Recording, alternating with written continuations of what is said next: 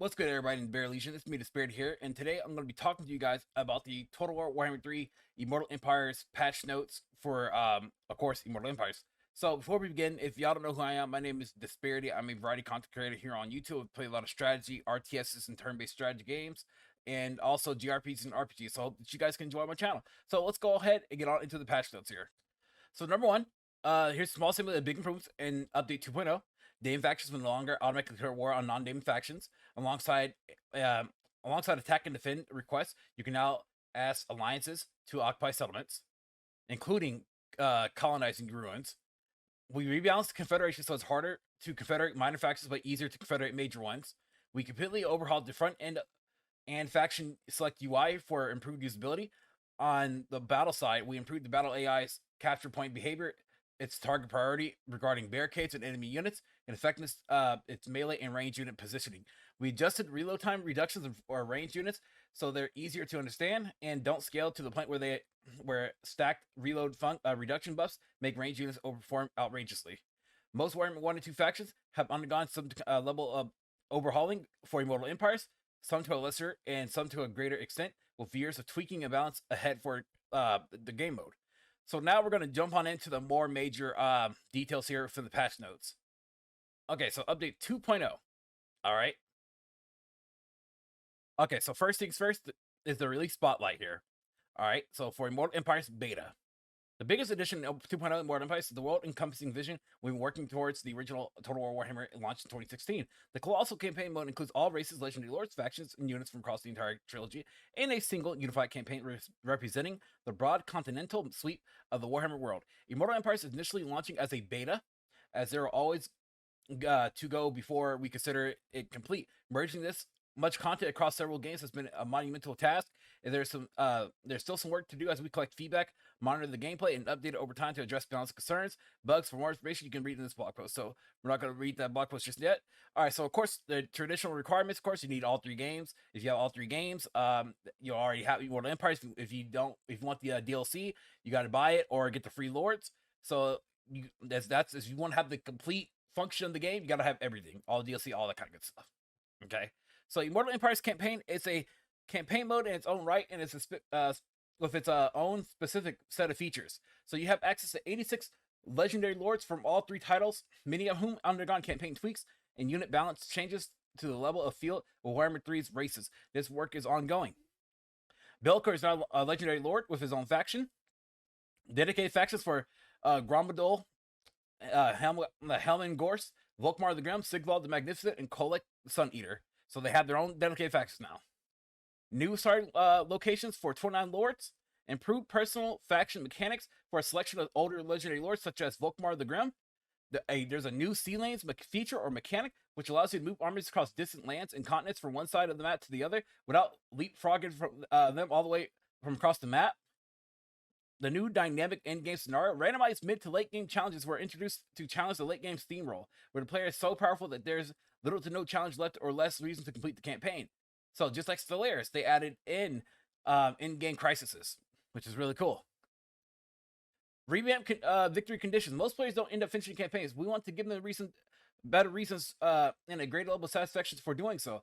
As such, we've simplified the victory requirements into more meaningful objectives while avoiding any arbitrary playstyle requirements. Corruption rework. Players will now have new tools for spreading or reducing corruption through more active usage of their army. Small amounts of natural reduction will also be available to corrupted factions. So now they added an 8-player multiplayer campaigns, and as a bonus, only the host of an Immortal Empires multiplayer campaign needs to own all 3 games. Friends who only own Warhammer 3 and still be able to join the campaign, though the legendary lore choices will naturally be limited to those ones that they own. So if you only own Warhammer 3, that's it. You only play those 6 base factions, 6/7 base factions. So with 2.0 coming to access here, we also get the Champions of Chaos DLC. So if you guys don't know Champions of Chaos, it's a new DLC of Legendary Lords in this pack, which is Valkyrie the Bloody, Festus Leechlord, Azazel, and Village to Coruscant. And also, but keep in mind, Azazel is a Prince of Damnation. There you go. Because I don't want to leave him out like that. So we did a video on the Champions of Chaos DLC. So yeah, if you guys haven't checked the video out, definitely consider doing so. That would be greatly appreciated if y'all do that now. So we're not going to go through this section here. Same thing for Blood for the Blood God number 3. We did a video on this as well. So we finally get Blood in Warhammer 3. It took many months, but it's, glad that we have it now. Blood is amazing. I like it. I love it. We're going to go ahead and move on. You can pick them up on the Steam Store, of course, Epic Game Store, Microsoft Store, whichever you have your game on. They made a bit of stability and performance improvements, which, from what I played, it plays actually really well. It plays very similar to just normal Warhammer 3. It's actually more optimized to me than Warhammer 2, honestly.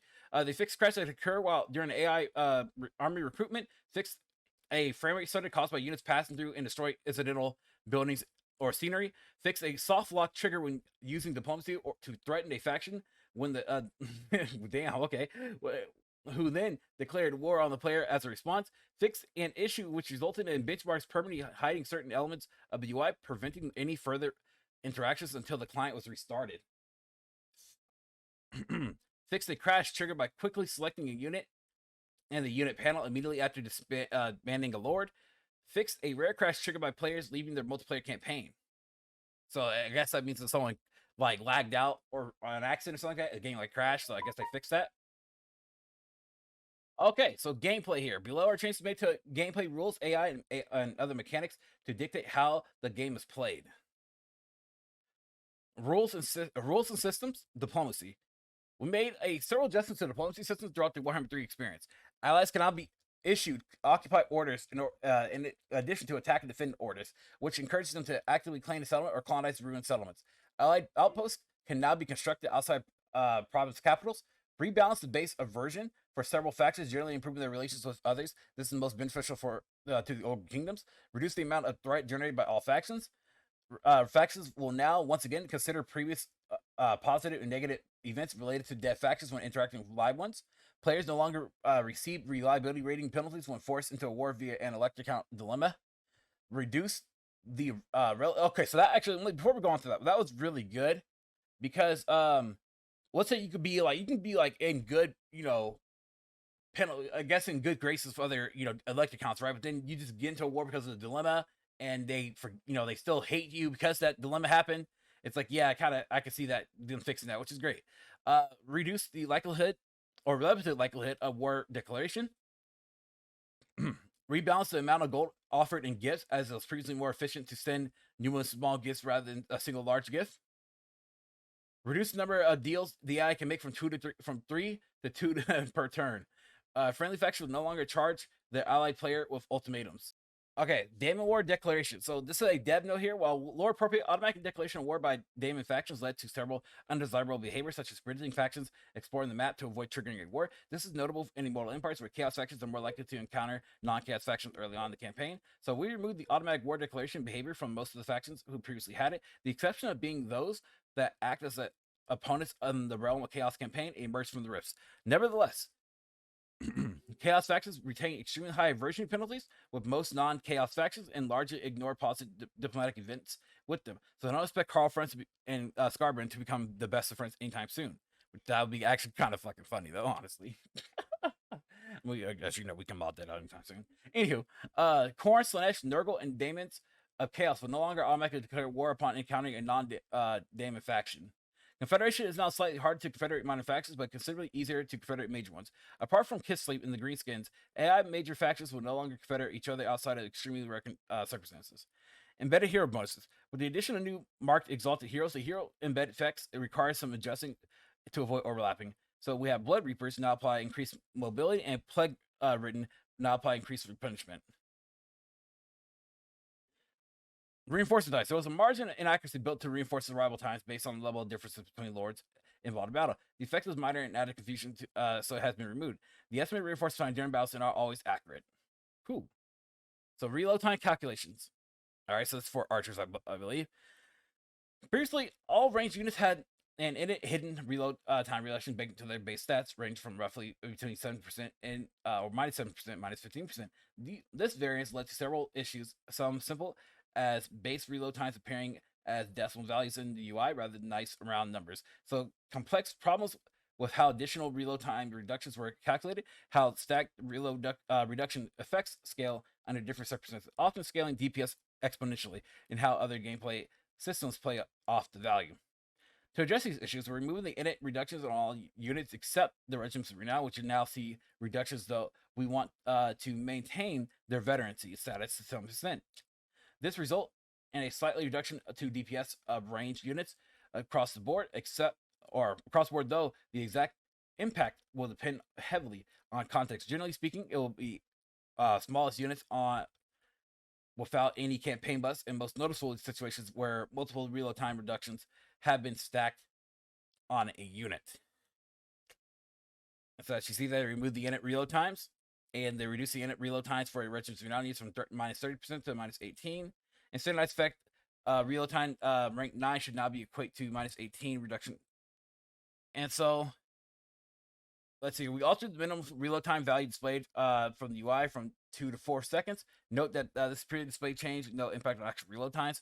So wounds. Once the wounds ability has been triggered by dropping below 25% hit point threshold on a single unit and single entity unit, it will now remain active for the remaining duration of the battle. All right, campaign rules and logic. That's where we're at, boys and girls. Okay, campaign AI. AI faxes without a region, excluding hordes, will no longer sue for peace. Fix several instances where the AI would decide to sack a settlement they could not occupy, even when it was not optimal decision to make. Update the AI to prevent them from prioritizing the ownership of regions in adjacent province over regions in the province they already own, assuming that both are equal. Implement a new system which guides AI expansion, which allows for targeted regions to evolve depending on the state of the game. Fix instances where Hellbrand's Blood Voyage will raid the ruins of a settlement after they already raised it. It's kind of funny. Fix an issue which would result in rogue armies going inactive for several dozen turns. Improve the AI stance selection logic to help avoid attrition. AI logic improvements to when they use rights. AI logic improvements to when they select commandments. AI logic improvements to when they elect to occupy a settlement. Anti-player bias has been reduced for Immortal Empire's campaign. So that means that they're hopeful that they should be focusing on other factions than just the player. Okay, so AI faction features. So this is a dev note here. A prevalent complaint in Warhammer 2 was that the AI would fail to use certain faction-specific advantages. Now, we now enable the AI to use these, allowing them to play a similar by the rules of the player, as we may expand these features. All right, so AI factions and features, dev note. A prevalent complaint for Warhammer 2 was that the AI would fail to use certain faction-specific advantages. We now enable the AI to use the following. We now enable the AI to use these. We now enable the AI to use these, allowing them to play by similar rules as the player. We may expand these in the future, and are keen to your feedback on how it feels. AI factions now have access to several features. Tianhuan can now use his pyramid features. Nakai can now use his temple features. Dwarf and Tomb King factions can now use crafting. Ikit Claw has been told to stop worrying and then learn to love the bomb. Oh my gosh, no. Vampire accounts now gain and use blood kisses as normal, meaning their access to bloodline lords should feel much more natural. Sisters of Twilight can use the Forge of Death. Okay, military force generation and utilization. So they rebalance the priority assigned by AI to each unit throughout their rosters. Beyond turn 50, the AI will now actively explore the map once it is a strong position to do so. This replaces the old system where the owners of the major ports were revealed at turn 75. The AI will now place more weight on the overall balance of power rather than its local balance of power when evaluating strategic situations. Retired the old army morale system now that no faction uses it, eliminating the case where the AI would retreat for seemingly no reason. The AI would only attempt to colonize a settlement when the colonizing force is at its near full health. So battle AI, improve the capture behavior of all AI fortresses in their siege battles. AI will no longer place melee units in areas more suitable for their missile units during battles. Improve how the AI prioritizes their attacks between barricades and enemy units. All right, so races and balance. Starting armies now have been equalized across all factions. Some gained units, some lost units. Factions without a region or those with more challenging start positions retain slightly larger armies to account for the disadvantage. Higher tier units have been removed from the armies of lords who do not offer specific effects for them. Economy. Supply lines in Immortal Imports have been set to normal, 1% for normal, normal, 1% hard, 2% very hard, 4%, and legendary 4%. Increase the background income for all major factions from 2,500 gold to 3,000 all difficulties. Garrisons. Garrison budgets have been equalized across the board now, falling between Warhammer 2, Mortal Empires, and Warhammer 3 Realm of Chaos amounts. Some factions that have additional units on the same budget while others have less. Heroes have been removed from the baseline garrison, but can now be added via certain building unlocks. We'll revisit heroes as a specific and special buildings, as well as specific locations providing garrison in the future. Buildings. We reconfigured the system which determines which buildings are available in what locations. Duplicate building chains previously created for unique locations have been removed. Elf gates, Empire forts, bastions now use standardized set of rules across all factions and races. The generic primary settlement chain will always be used as a fallback. Building income. Several adjustments have been made to the income of port incomes. Recategorize ports into one of three categories: top, medium, low. Norsca and Vampire Coast ports remain in the top class. The majority of races can construct medium class ports, which have adjusted to Warhammer 3's income values: 100 for Wharf, 200 for Harbor 3, 400 for Gold or for Port 5. Lizardmen, Skaven, and Greenskins construct low class ports, which have had their income values reduced to 75, 150, and 300. Special ports have had their income adjusted to 200, 400, 800 gold. In addition to general building incomes, adjusted several landmarks to avoid disrupting the economic balance. Adjusted the income values of damaging buildings, which would avoid sometimes provide greater than intended incomes. Remove the adjacency increases to income from building. Kislev Ducat replace the resource income bonus with a settlement income bonus. Okay, building costs. Increase the cost of settlement train upgrades for all races. We streamline building costs into 3 distinct bands. This enables us to better balance each race in line with the intended playstyle. All races therefore will be assigned to one of 3 bands, which with positive and negative cost effects for low and high cost races. Low costs: Greenskins, Norsca, Skaven. High costs: Chaos, Dwarves, High Elves, Wood Elves. Medium costs: other races. Building times. Increase the time to complete settlement upgrades by 1 to 2 turns. Reduce the infrastructure build-up while maintaining the construction times. Increase the time to complete garrison and defense buildings by 1 to 2 turns. Reduce the amount of time it takes to construct resource buildings. Corrected the instances where high-tier buildings will have lower than intended construction times. All races now be assigned 1 to 3 bands with positive, negative time offsets for slow and fast races. Slow building times: Daemon Prince, Khorne, Slaanesh, Tzeentch, Lizardmen, Tomb Kings, Wood Elves. Medium building times: Kislev, Cathay, High Elves, Dark Elves, Empire, Dwarves, Vampire Coasts, Counts, Warriors of Chaos, and Bretonnia. Fast building times: Ogres or Ogre Kingdoms, Skaven, Greenskins, and Norsca. Recruitment and hero capacity. Reduce the previous increases to hero capacity. While the base recruitment capacity for all races factions is now 2, there are some exceptions to the rule. Beastmen recruitment capacity reduced to 2 in the hordes. Beastmen recruitment capacity reduced to 2, 3, 3, 4, 4 in settlements. Greenskins recruitment capacity increased by 1. Skaven recruitment capacity increased by 1. Tomb Kings recruitment capacity increased by 1. Immortality now unlocks automatically at rank 20 for all characters. Magical reserves now grants +5 wounds magic maximum reserve capacity to own army. Spell lores: general, lore high magic, fire convocation, base, armor piercing damage from 48 to 35, fire convocation overcast, armor piercing damage from 96 to 50, tempest base overcast, affect targets flying from just flying to just flying unit in general.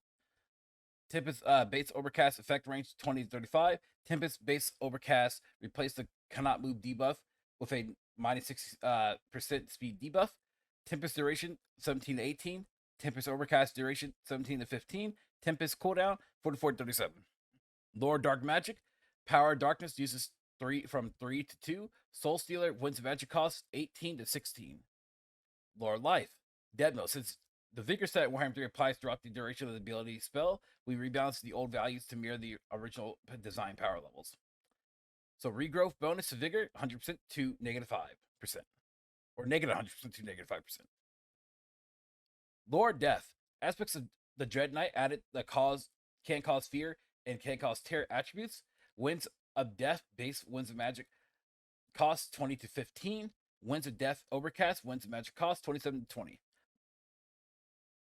Lore Fire, Burning Head, base damage per second, 12 to 20. Burning Head Overcast, damage per second, 18 to 30. Now, these are traits. These are just not general traits.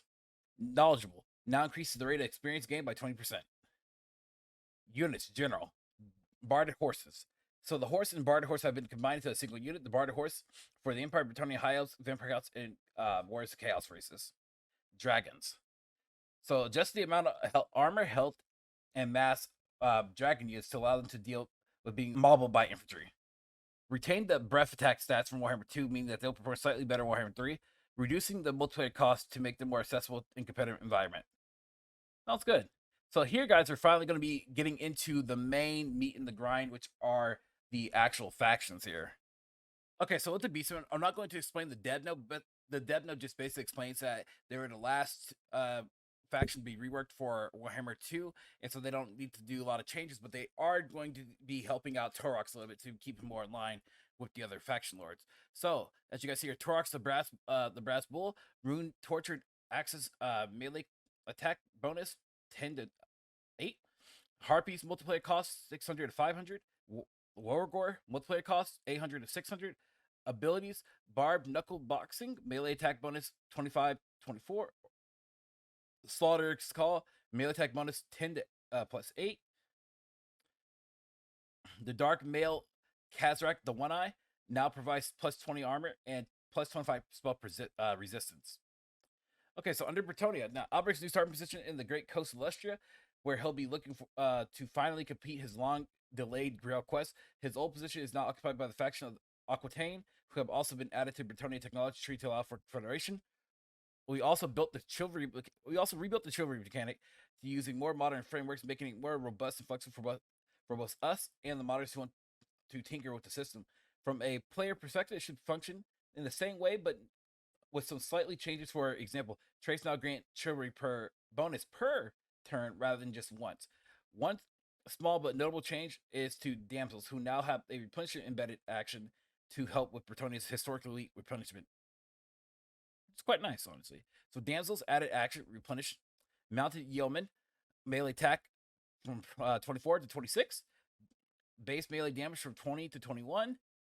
Armor piercing damage from 6 to 7.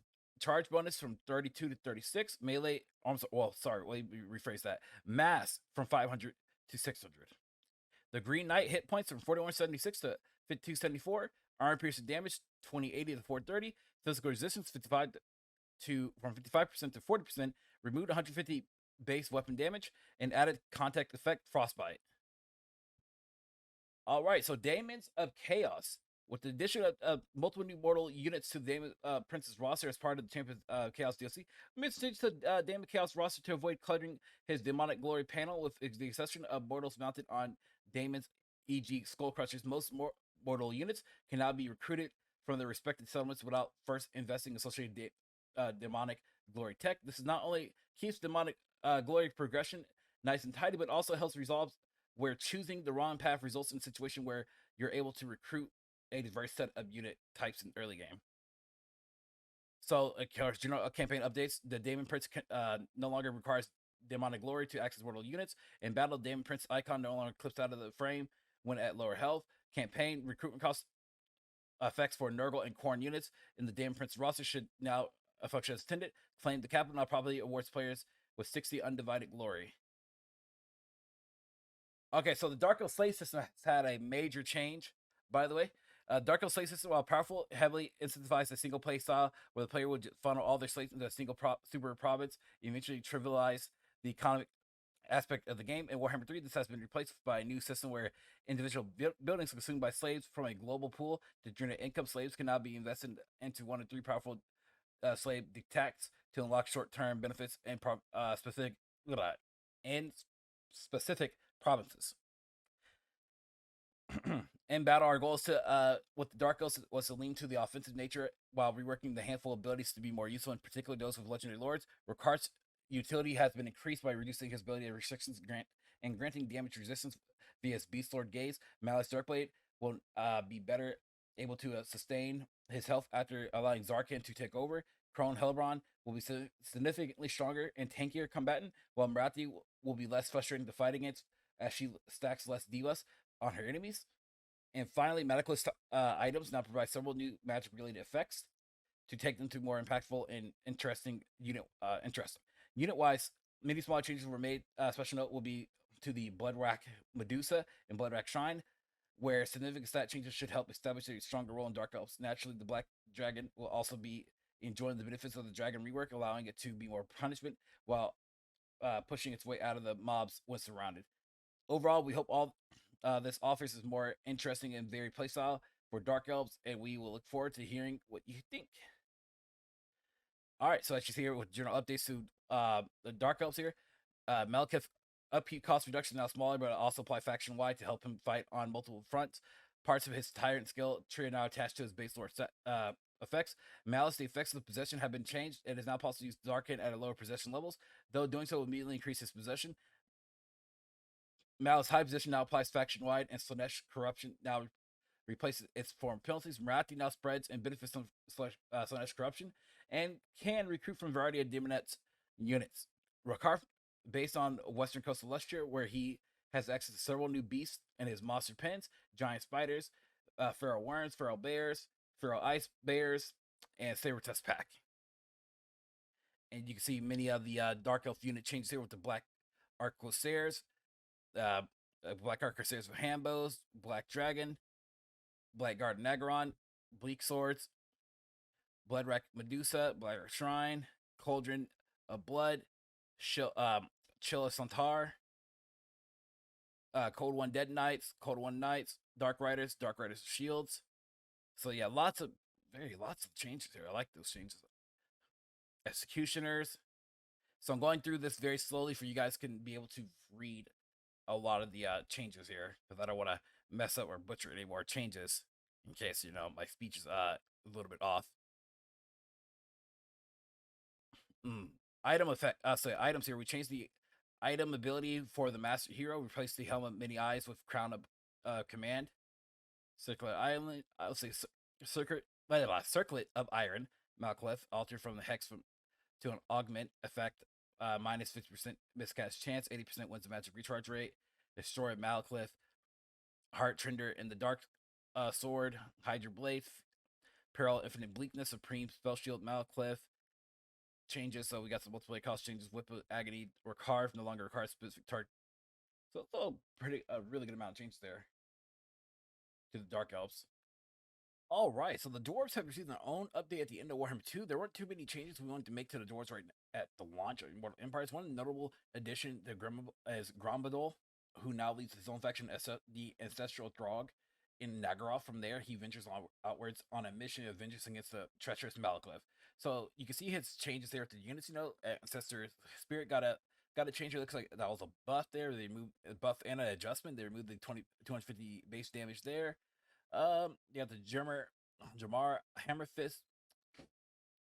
Let's see, Hulkenhath, Stonebeard, Hans Verhissen, King Loon Iron Hammer, Strawny Ironbow. So Grand Cathay here got some changes as well. For now, we are really happy with Grand Cathay's campaign gameplay. The Kurgan Warband will be seeing some additional downscaling to account for new threats that have appeared beyond the Bastion, but we're holding off on any significant changes until we get a better sense of how they perform in Immortal Empire's environment. So, as you see here, they value the Grand campaign movement. Okay, the use of Grand campaign movement range bonuses to Yang armies is now working as intended. Units from with the formation attack attribute now correctly gain +8 melee defense as intended. This addition is now mentioned in the formation attack text. So Ancestral Warriors got a change. It looks like they got a buff to their HP. They got a they got a debuff on their physical resistance. Armor piercing got a buff, removed the 11 base weapon damage, and also added the contact effect Frostbite. Blast of Wind spells from a radius of 5 to 6. Base armor piercing damage 16 to 18, and overcast armor piercing damage 20 to 26 dollars overall buff. Now greenskins though, greenskins looks like they got a big overall change here. Let's see, we're happy with where greenskins fit in the campaign right now, although they'll still be doing a few key changes update 2.0. For starters, and perhaps notably how starting positions have been assigned for Grimgar and Skarsnik. As part of our overall effort to improve functionality of the campaign features in multiplayer, the WOG system now supports multiple simultaneous WOGs. This means that 2 greenskin players can now combine their WOGs into a truly unstoppable green tide. There are even new trophies available for successfully WOGing against some new Warhammer 3 races. In battle, the greenskins have received some deep and meaningful Lebanon update 2.0, making them fightier than ever. First off, 2 greenskin abilities have had their durations increased to make them feel more impactful, as we found that they had previously timed out before having any real impact on the battle. These are Smash Them Faster and Sneaky Stabbing. Many of the greenskin lords have had their health pool increased, making them more viable in head-to-head combat against horrific demons you likely face. Fanatics have had a significant overhaul. They're a little more expensive, but now they enjoy a reduced cooldown on their abilities in addition to seeing them recharge outside of combat. These means that they can now fire off abilities at any time, allowing units like Night Goblin, Warboss, and Fanatic Archers to use their abilities before they engage in combat and rout their enemies. Finally, the regiments of renown for the greenskins roster have been much improved with stat upgrades across the board, with Crimson Killers now being accurately portrayed as dual axis for the infantry in their stats. All right, so as you guys see, Agzag the Slaughter looks like he got a buff there. Got a buff. Black Orcs got a buff. Broken Tusk Mob Orc Boys looks like they got a buff. Yeah, definitely a buff. The big ones got a buff. Got also added the Unbreakable. So yeah, greenskins has been buffed and they also been adjusted. That's actually not too bad at all. Looking at the changes here, you guys can see as I slowly scroll through. Night Goblin Squad Coppers got a buff. So yeah, lots of buffs there. I like that actually. I like that a lot. Abilities reworked as Spinning Loons, loons of 8 peaks into Boss Loons. Abilities for all fanatics. Okay, that's actually pretty cool. Pretty cool. Okay, so for High Elves here, we made a few adjustments to helping High Elves engage with new diplomacy system in Warhammer 3.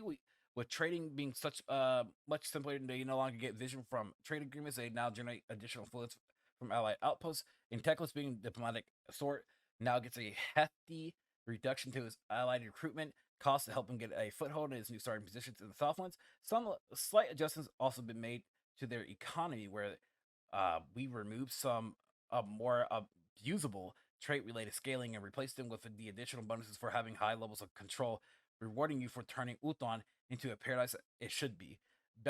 In battle, the High Elves have been slight in a tight spot due to reliance on their ranged units, not dissimilar to Wood Elves. By allowing martial prowess and martial mastery to remain active for longer, our aim is to ensure that the front line can hold and dish out damage for longer. The Dragon rework benefits the High Elves more than most, getting a variety of their options. We're excited to see how changes play out in the hands of the players. We also bringing in Frostheart Phoenix into the spotlight, giving it some power to stack significant player number of slow effects on the enemies in order to improve efficiency of both your ranged units and also charges into battle. Finally, we also heard your feedback regarding the starting positions of Teclis and LF and R and Immortal. While we couldn't change them in time for the launch, we will be looking to make some small moves in the upcoming release. So that's pretty cool. Pretty good. Pretty cool and pretty good. All right, so let's see with the Phoenix here. Of course, Phoenix has been buffed with the multiplayer cost decrease. Also, Blizzard's Aurora ability now reduces enemy move speed and charged by 12%. Got the Moon Dragon changes. Of course, all the dragons have been changed or reworked and buffed, I believe, if I recall. So that's actually really cool, really nice to have. And also changed their multiplayer cost so they're not too expensive, because that's tremendously expensive. We also adjust some recruitment of Silver Helms better match their current power level. Silver Helms recruitment, Silver Helms with shields. Abilities, martial prowess, martial abilities increase their uptime, reduce the hit point threshold when the abilities deactivate from 50% to 25%. Primal Rage, ability scale intensity Warhammer 3. Now scales on the amount spent engagement and melee up to 25% base. Okay, that's not too bad at all. Now, down to Khorne here. Scarman's fast-paced, aggressive playstyle was pretty fun to play, but we found out he was a little too capable of rampage across the map and eliminating other factions before they had a chance to find their footing. As such, we shifted a lot of movement range bonuses to begin at a lower level, build up, of course, of his campaign, slowing Scarman's initial push potential while preserving his ability to pull off massive combos in the game. So his changes have been towards the campaign, so it's being, of course, been deep, nerfed in that sense.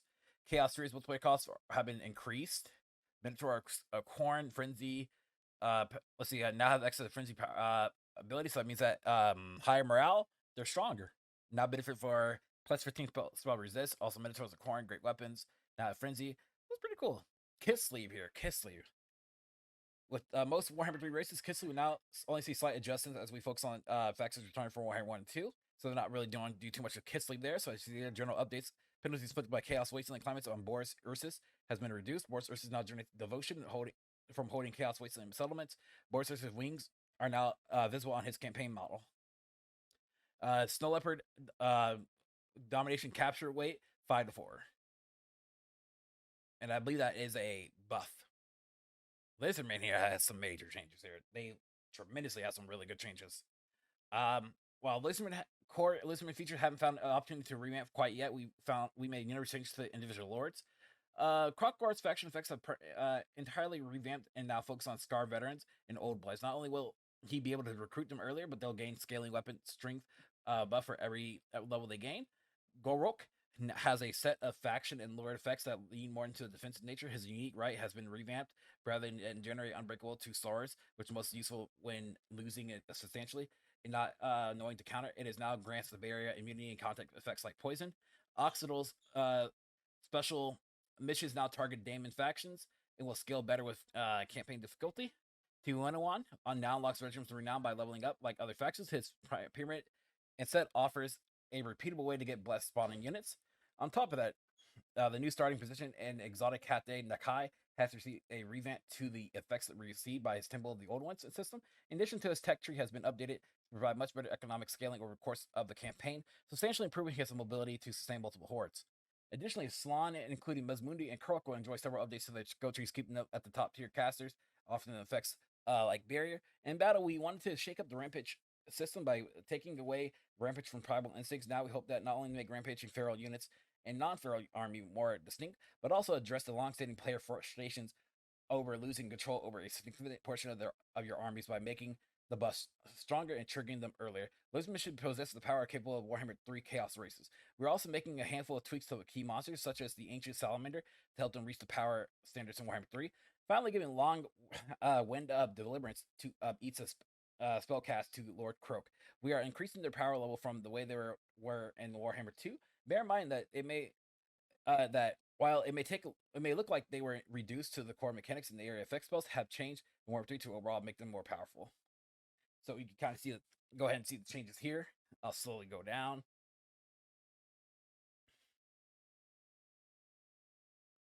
A lot of changes, a lot of buffs there. Some nerfs. Primal instinct abilities have been changed.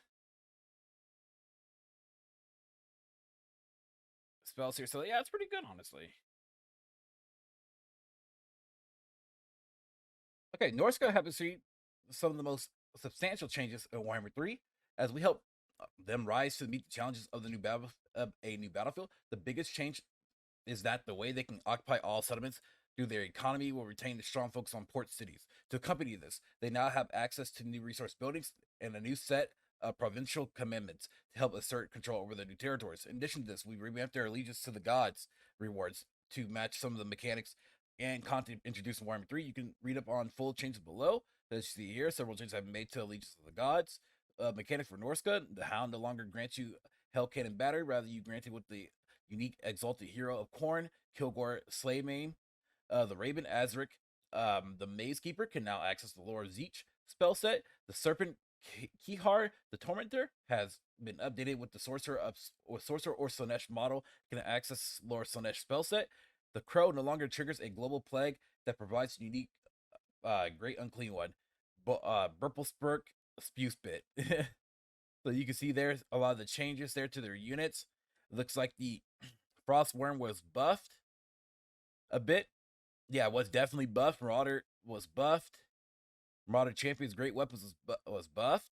So abilities here have been updated to leverage Warhammer 3's intensity settings and scale based on time spent engaged in melee combat. Berserk, Rage, Sea Fang, Wolfric was nerfed right there, and also yeah, so that was definitely nerfed.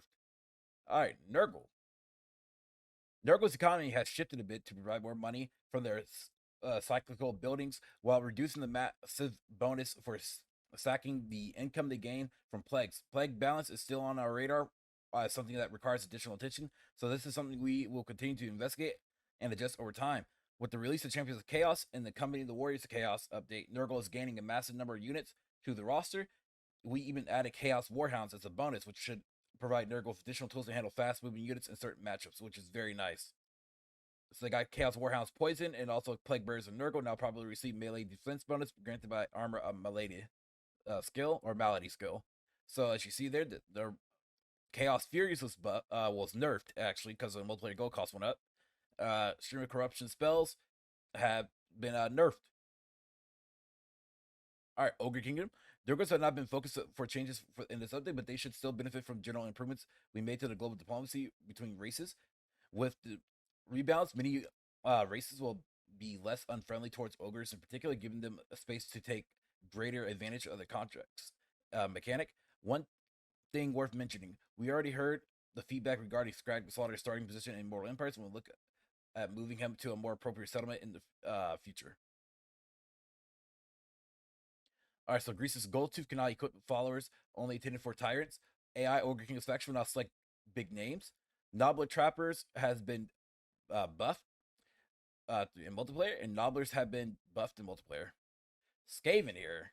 We're generally happy with the state of Skaven in their campaign at the moment, but we'll continue to observe their performance as well as your feedback to see where adjustments can be made. And in particular, we look forward to hearing your thoughts about starting positions for Clan Eshin, now based in Cathay, and Clan Rictus finally back home in Crookback Mountain. Skaven Crusher has been seeing some slight tweaks now, granting a small amount of food when as low as an extra incentive to spread out and conquer new territories. In battle, Skaven are now getting a small boost to their power levels required to take on demonic factions in Warhammer 3. Of note, see the Veil of Shadows spell available via the Skaven spells of stealth will receive a significant cost reduction, allowing it to be used more often as a aerial denial tool. Much of the infantry roster are receiving buffs to give Skaven slightly better frontline options. Warblock Giselles will penetrate through one model, just like Cathay's Crane Gunners. Doom Flayers and Doom Wheels are getting significant buffs to make them more viable in a larger variety of matchups. So you see there, they got the Brood Horror got buffed, Chieftain got buffed, Clan Vulcan Slashers got. It looks like that's a nerf to their shields there. Death Knob Bombardiers got buffed. Doom Flayers buffed. Doom Wheel buffed. So it looks like a lot of decent buffs, honestly, from the multiplayer and also just campaign in general. That looks really good. Death Frenzy here now boosts armor piercing damage to 30% when activated. Spells of Ruin, Crack's Call. That's a nerf. Oh yeah, that's a lot of adjustments there. Not too bad though. All right, Slaanesh. With the changes coming to vassals as part of the Warriors of Chaos rework, some benefits will go over to Nakari, whose vassals should now be more reliable. The new Occupy War Coordination will now give you the ability to issue more specific commands to your minions. As well as with all Warhammer 3 Chaos factions, Slaanesh is receiving massive roster expansion along with Chaos Champions of Chaos, so we're being cautious about making any major changes or corrections until we can see how it plays out. Which is good. I mean, honestly, I'll be straight real with you. These Warhammer 3 factions really need a roster shakeup, and to me they feel a lot better, especially in terms of multiplayer. At least in my opinion. Remove the following functions from the Nakari's quest item: the enable draining attacks.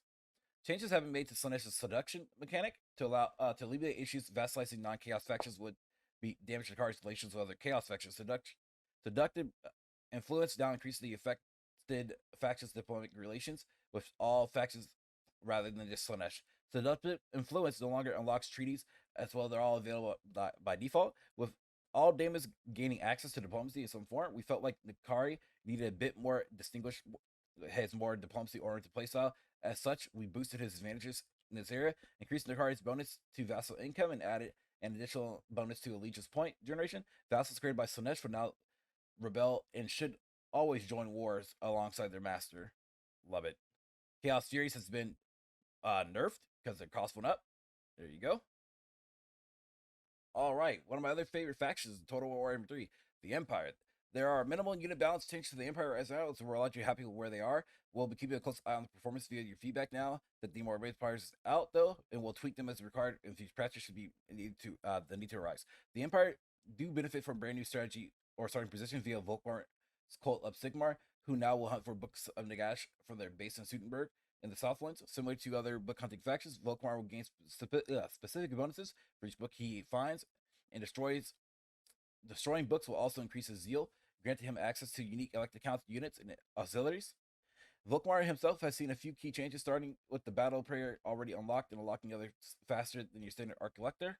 With the addition of several new and dangerous threats to the Empire, the Immortal Empires, we made a few tweaks to help you manage your Imperial authority. Some of your authority-related dilemmas triggering more frequently. We're still not quite happy with the balancing of the system. However, you'll see more additional balance tweaks in the coming patches. All they did was change this war wagons. War wagons were buffed. Tomb Kings here. While Tomb Kings join World Empires in a good place, they do feel a bit slow in early game, relying heavily on skeleton spam until they could tech up. As such, we've been changed up the building tree to ensure that they have access to more exciting use early on in the campaign through the throw in limited quantities. We also made changes in Legendary Lords faction and Lord effects, not only bringing them up to par 103, but ensure that each has a clear role. So, such as growth bonuses have been increased, construction time and replacement effects have been improved. He also gains bonuses to allegiance points in generation such might not serve, but others surely will. Khalida now gets buffs in diplomacy, control, and research rate, representing her beloved status and technical expertise in her home city of Labrus. Arcane now gets an additional army available at the start of his campaign, making him a much more dangerous threat in early game and a real contender to the fight for Nakara. And Katep now receives substantial cost reductions to Rights and Mortuary Court, which should scale better to the late game previous effects. So in battle, Tomb Kings have undergone quite some changes to increase the resilience of their infantry and their staying power, their lords.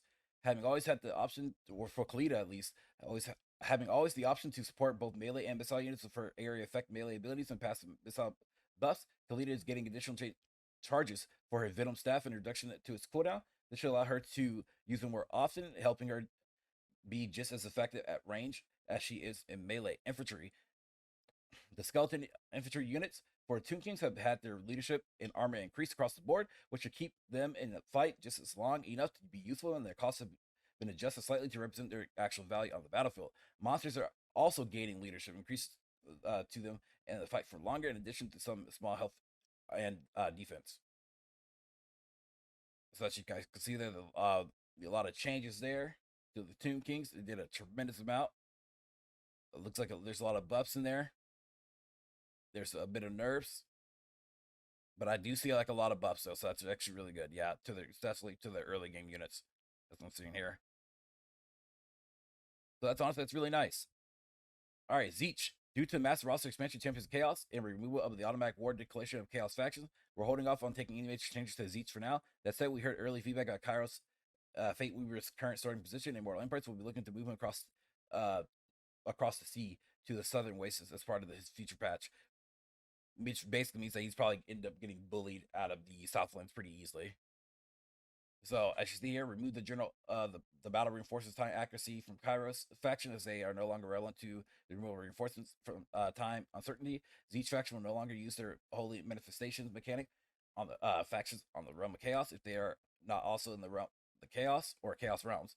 Sword Throws Watchers, minor faction, will no longer declare war on Kurgan Warband, as it benefits them to have Kurgan Warband attacking the Great Bastion. And of course, Chaos Furies got nerfed.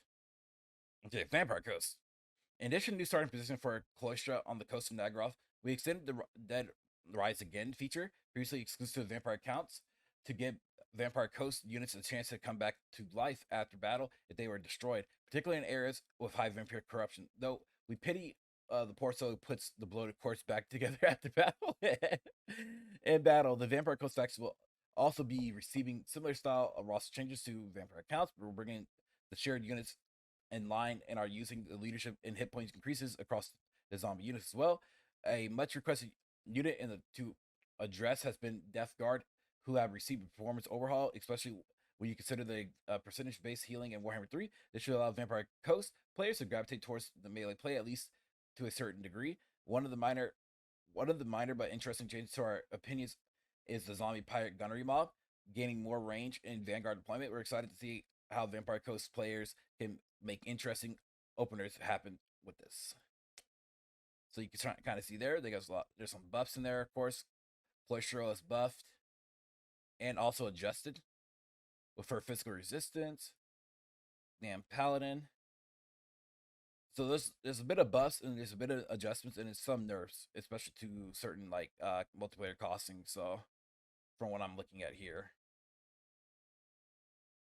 zombie pirate deckhands mob got buffed.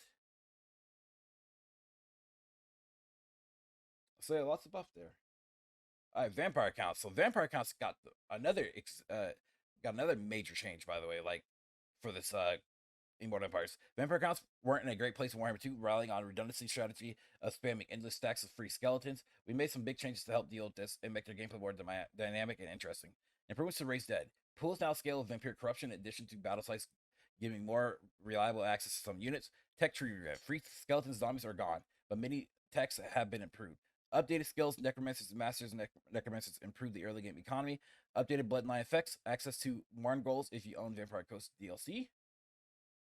Helman Gorse has stuck off it on his own and now preys in the caravans of the Ivory Road from his lair in Haunted Forest. He received an update to his skill tree. He starts mounted on his corpse cart and gains some powerful faction-wide buffs to zombies.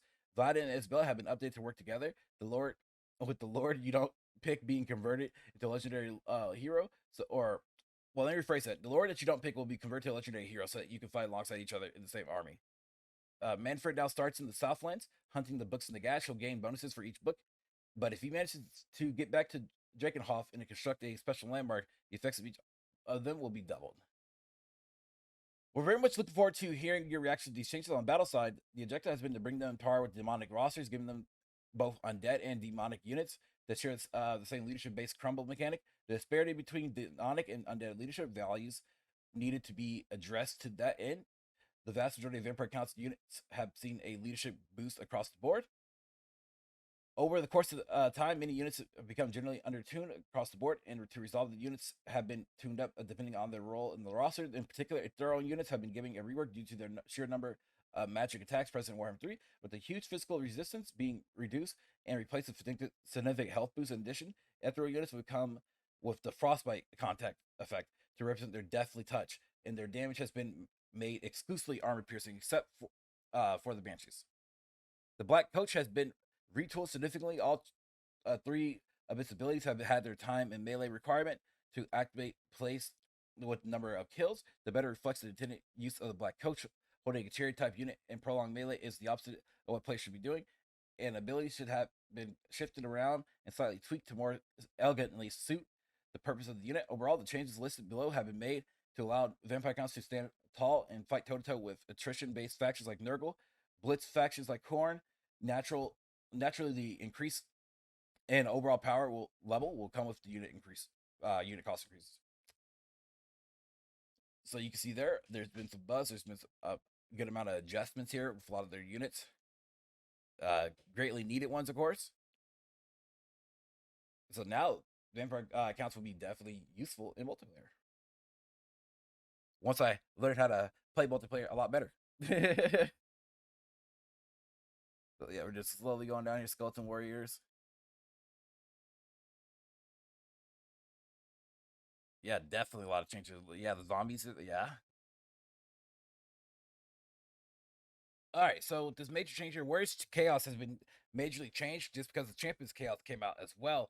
So with these changes here, they got new features, new feature warbands, new feature Chaos Gifts and Eye of the Gods, Dark Fortresses and Norscan Homelands, new tech tree, updated skill trees, and faction effects. So a lot of them has been changed for Immortal Empires, and the changes are honestly really great and really strong, and makes a difference with the Warriors of Chaos.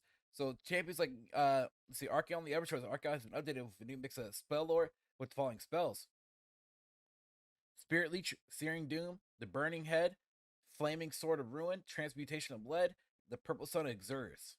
We also made some tweaks to his speed stats. So looks like they changed his speed. Looks like a lot of it is buffing his speed, which is nice. New item armor on Makor, weapon imbuement, flaming attacks, Paragon Ruin. So yeah, Warriors of Chaos got a significant change, which is great. I mean, they feel wonderful. Honestly, they feel really good to play. Like really, really good. Apocalyptic charge, active ability rework to active ability. Affects all allies within range. Increase charge bonus by 20%. Charge speed by 10%. Ooh, Supreme Vanity new. Passive ability, all lords and heroes within range. Increase defense plus 10. So they want him to be like the leadership like base tank, I guess you could say, right? Where he can do damage, but he also buffs your units on the side. That's what they kind of wanted to be. Like that pillar. There you go. Let's see items. Aether Sword, Armors of Damnation, new item here.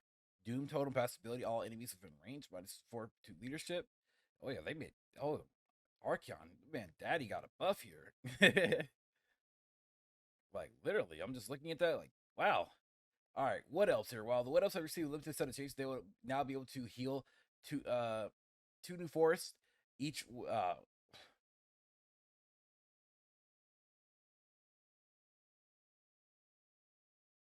While the what ifs have received a limited set of changes, they will now be able to heal new force, each of which have new narrative encounters to resolve and bonuses to unlock. On the battle side, we found out that we needed to increase performance of the melee infantry to help them compete with other factions. While the what ifs remain excellent at skirmishing and range combat in general, melee has always been intentional Achilles heel. It will be less now thanks to the changes of the dryads and blade slingers or singers.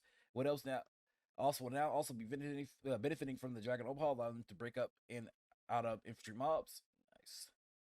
Very nice. All right, so we're here with the general changes here with the campaign. Below are the changes made to the overall campaign and map mechanics. General updates. Fixed an issue where Lord's name would not be listed with relevant event message when a Lord army is returned after dying from attrition. Fixed an issue where unit stats would not update when moving territories with different forms of corruption. The prologue, the Lost Gods. Fixed issue which prevented Yuri from receiving experience points when auto-resolving battles at the Dervingard. Fixed an issue where Diplomacy UI would still be accessible after defeating all of the factions, resulting in display of placeholder assets. Corrected the alignment of several HUD options and decorated UI elements throughout the campaign. Heroes controlled by AFX now perform actions against the player on the campaign map. Realm of Chaos. New provinces have been added to the Realm of Chaos map. Middle Mountains, Northern Wastes, Marches of Khorne, and Albion. Other changes. The new Champions of Chaos would now be present in the Realm of Chaos campaign. They did not participate in the race for Urson. Rather, they would pursue their own unique agendas around the ancient city of Zamjaban. To accommodate the new Champions of Chaos starting positions, several regions have been had their ownerships updated. Several new AI effects have been added to the map, including Marches of Khorne, led by Leonkar's vassal Earl Adalbert. There we go. That's weird. And Wintertooth, led by Throg, the Troll King. Wei Jin is now available as a Grand Cathay settlement with 10 building slots. Reduced number of frequency of Kurgan warband spawns to account for the presence of Azazel, Dwarf of the Bastion. Kurgan warbands can no longer declare war on most Chaos Line factions. The player cannot collect multiple weapons from the Khorne realm. When the Khorne realm and AI controlled Daemon Prince would no longer try to collect magic weapons from the points of interest. Armies summoned via Chaos Source should now always target the settlement region where AI respawn. Immortal Empire 6th issue where reinforcement lines would display when hovering mouse over settlements with hidden Skaven, thereby revealing their presence to the player. Added item sets for all Warhammer 1 and 2 legendary lords who have had 2 or more quest items. Marcus Wolfhart no longer stands with his mouth open during the campaign animations. Lol. Alright, battles here. There are specific battle traits made throughout the game. Collision has been removed from all unit corpses. It is now causing pathfinding issues. Overall, this should be improved responsiveness and units in battle. Fixed an issue that would cause sorcerers mounted and supreme sorcerers to T-pose after dying. Fixed a rare issue with units that could fire moving, which would result in enemies getting stuck and failing to respond to new orders.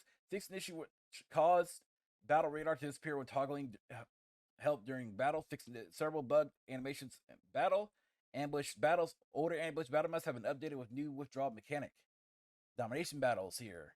So in domination game mode, we're looking to reduce the initial wait time for capture points to unlock. This should force combat earlier in the match, with players vying for map control as soon as they are available.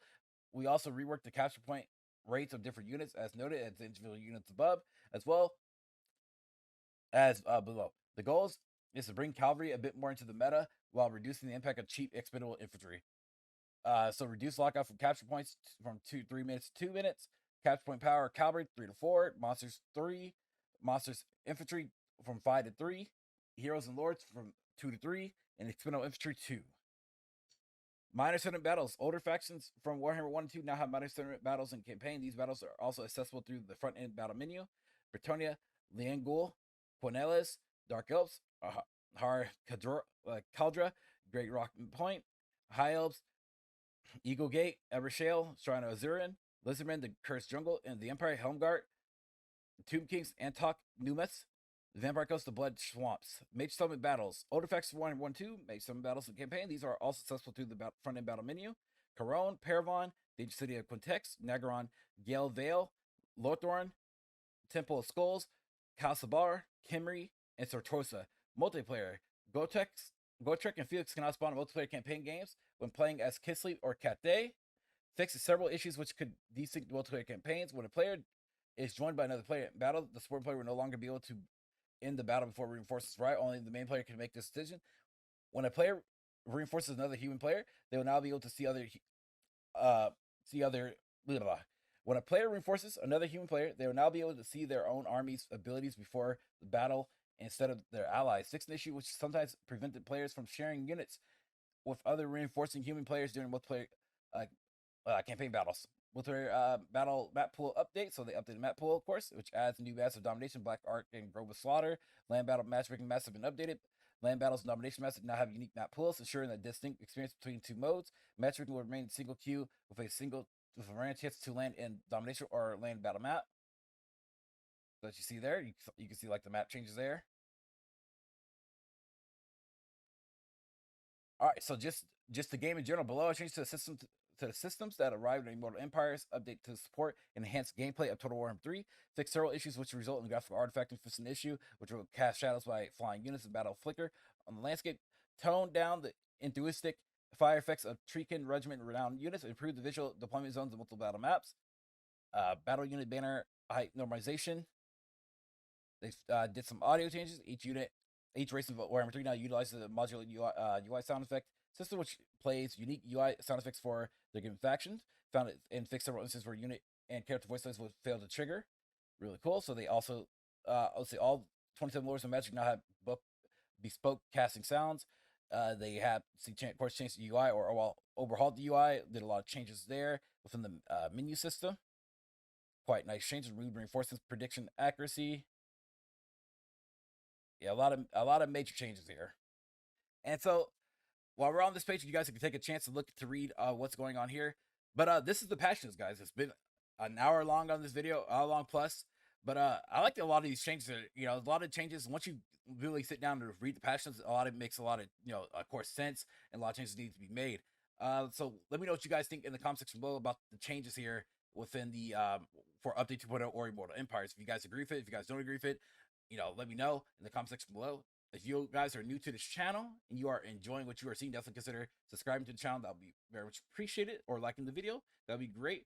Also, if you get the notification bell down below to be notified when the next video is coming out. And last but not least, if you want to support me even further, definitely consider subscribing to my Patreon, where you can subscribe to as low as $2 a month. But thank you for watching. Thank you for your support. And all you guys do. Peace out. Much later, everybody. Let me know what you guys think.